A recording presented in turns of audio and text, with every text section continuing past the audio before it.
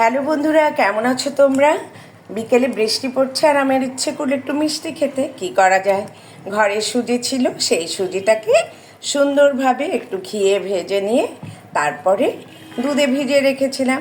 আর একটা fry pan নিয়ে সেটাতে অল্প একটু ঘি দিয়ে এলাচ তেজপাতা দিয়ে সেই দুধে ভিজিয়ে রাখা সুজিটাকে দিয়ে দিলাম। এবং এরপরে আমি একটু চিনি দিয়ে দিয়েছি, অল্প একটু বাদাম ছিল দিয়ে দিয়েছি, ঘরে যা যা ছিল সব কিছু দিয়ে দাও।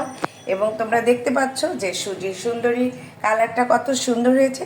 এবার আমি যে একটা কাজ করেছি সেটা হচ্ছে আমি একটু ক্যারামেল তৈরি করে রেখেছিলাম, সেটাকে এখন দেখো আমি এই সুজির সুন্দরীর উপর ঢেলে দিচ্ছি। এই ক্যারামেলটা দেওয়ার ফলে দেখো এটার কালারটা কত সুন্দর হয়েছে। এবার তোমরা আস্তে আস্তে এটাকে সুন্দরভাবে নাড়া দিতে থাকবে।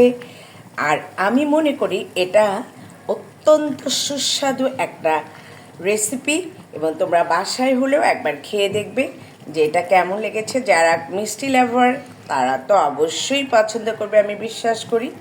আর একটু ঘন হয়ে আসলে তোমাদেরকে আমি দেখাতে পারবো এটার আসলে কালারটা কত ভালো হয়েছে।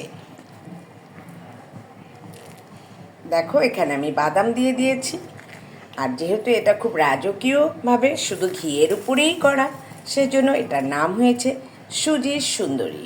তোমরা সবাই ভালো থেকো, সুস্থ থেকো।